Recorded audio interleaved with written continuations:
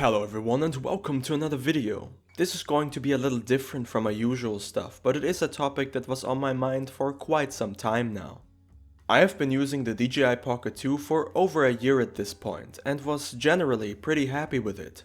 Then a few months ago, as of the making of this video, the Osmo Pocket 3 was released, followed by a massive wave of influencer reviews. And like most people, I was very impressed by the Pocket 3. And I still am, so after some comparing between the two, I considered upgrading. But with a massive price tag of 680 euros for the creative combo, I was also a little hesitant. In the meantime, I used the Pocket 2 more extensively and I realized that this little camera does maybe 90% of what I wanted to do. And that for my use cases, usually filming for fun, this is simply good enough. So I came to the conclusion that I don't feel the need to upgrade for now. And I would like to share with you 5 reasons why the Pocket 2 might be a better deal for you also. Enjoy!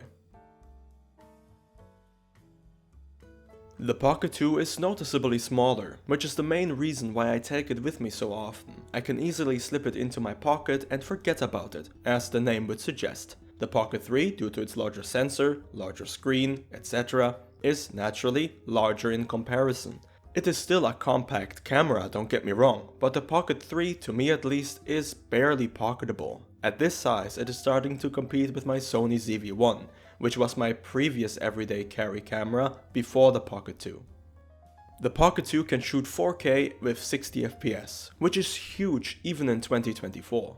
The Pocket 3 is a step up from here, offering 4K at 120 FPS, but I would personally hardly ever use this. Slow-mo is not something that I do often, and when I do it I shoot at 60 FPS and then play it back at 30. To me this is plenty. And yes, I know that in a side-by-side comparison the picture quality of the Pocket 3 is better, there's no question about it, but looking at the Pocket 2's image quality at face value, from a hobbyist's perspective, it is still quite good, provided you have somewhat decent lighting conditions. In low light, the Pocket 2's limitations become more apparent. On a sunny day, not so much.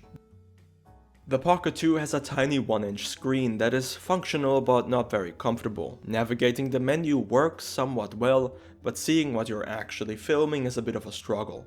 Thankfully, you can use your smartphone together with the DJI Mimo app to greatly increase your screen real estate. Is it as practical as the Pocket 3's 2-inch OLED screen? Of course not, but it works.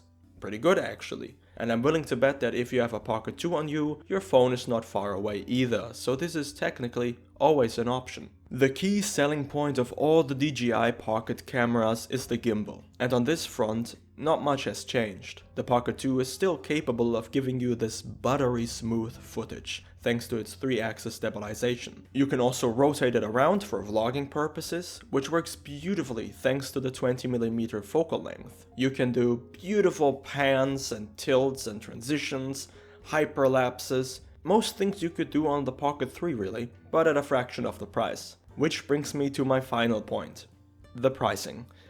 It goes without saying that the Pocket 2 is more affordable than the Pocket 3. I found the Pocket 2 with the creator combo, that includes the wide-angle lens, the very impressive wireless microphones, and more for 350 euros. That is almost half of what the Pocket 3 in its creative combo costs. Not only that, but many people who upgraded to the Pocket 3 are selling the Pocket 2 as a result. So you can pick one up even cheaper, that is, if you are willing to buy one used. Unless you are a professional or an enthusiast who needs the best tech available to you, no matter the cost, you cannot ignore this massive price difference. And to me personally, 680 euros for what would essentially just be a backup or secondary camera for me is just not justified. For hobbyists or amateurs, I think that the Pocket 2 even now is a noteworthy alternative to the Pocket 3, which is targeted towards a more serious audience, I would say. And even though I think that I made my point clear before, I want to summarize it one more time. In a side-by-side comparison, the Pocket 3 is an impressive upgrade compared to its predecessor. Would be pretty sad if it wasn't. But the predecessor in question here packs quite a punch too, making it still valid, especially as a budget option. So whether the Pocket 2 or the Pocket 3 is the right camera for you is a very personal decision. and I can only speak from my perspective, so I'm interested to hear what you have to say about both cameras in the comments below. But that's it on my part.